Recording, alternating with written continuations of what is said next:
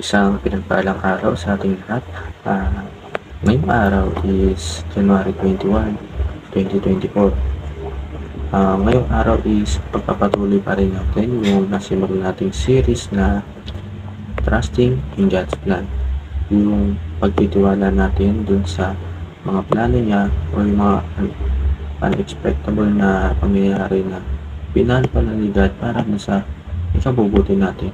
Kumbaga, ginaguide niya tayo dun sa patutunguhan natin na ikabubuti natin.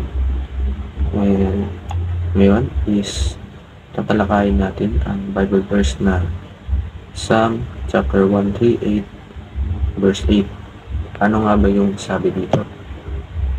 Ang nakasaad dito is, "The Lord will fulfill His purpose for me.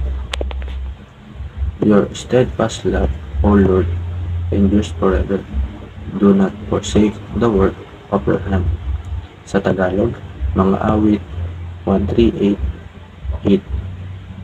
Tutuparin ng Panginoon ang kanyang layunin para sa akin. Ang iyong tapat na pag-ibig, O Panginoon, ay magpakailanman. Huwag mong pabayaan ang mga gawa ng iyong mga kamay. Yun, ang sinasabi dito is yung tutuparin daw ng Panginoon yung mga layunin na ikakaganda niya doon sa buhay natin, yung mga layunin na mapupunta tayo dun sa ikabubuti or dun sa hindi tayo mapapahamak. Para lumawak yung ating talakayan, ngayon is dadama tayo sa ating teaching. Ang unang nating teaching is God fulfills His purpose for us, or kumbaga ginagawa or pinupuno ng Panginoon yung purpose niya sa atin o yung intention niya sa atin. Ano ba yung mga intention niya sa atin? Yung parang mas lumawak yung pananampalataya natin, makilala siya, gumawa tayo ng mga word godly na gawain, hindi yung mga makamundo. Kung ano yung, kumbaga magtiwala lang tayo lagi kay God na gagabayan niya tayo and pupunuin niya yung mga dapat na ginagawa talaga natin.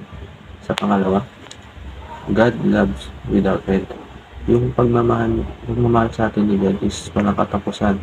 Sabi nga dyan, God loves without end.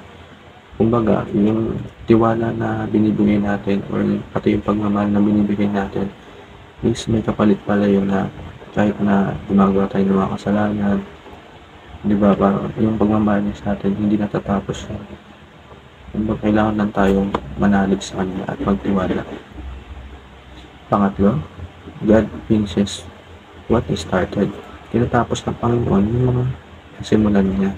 Kung nasimulan ka niyang gawin Kristiyano is or sa mga bagay na pinangako niya sa iyo, kaya marunong siyang panindigan ko or kahit pinapanindigan ni God yung mga pangako niya sa atin. Tapos dumako naman tayo sa ating application. Ang una sa ating application is trust that God will fulfill His purpose for us.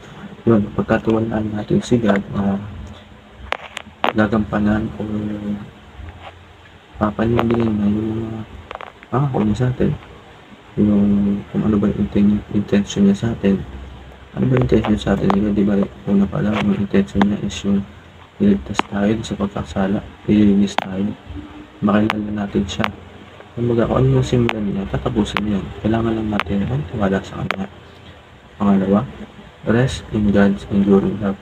Yun, kahit na marami tayo ng problema, ng mga sakit, lagi lang tayo pupunta kay God. Babalik lang lagi tayo kay God kahit ano pang mangyari sa atin. Kung kahit makaranas na maganda, masama, kailangan kay God pa rin yung punta natin. Tapos last, embrace both God's process and destination. Yun, kumbaga pagkatiwalaan natin siya sa mga prosesong binibigay niya sa atin, kailangan tanggapin natin.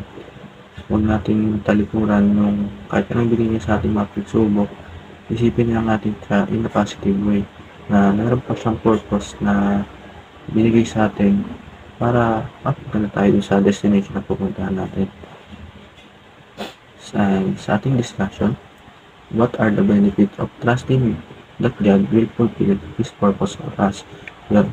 Para sa ating kasagutan, please comment sa ating comment section para makapag-share tayo ng mga Word of God or mga experience natin.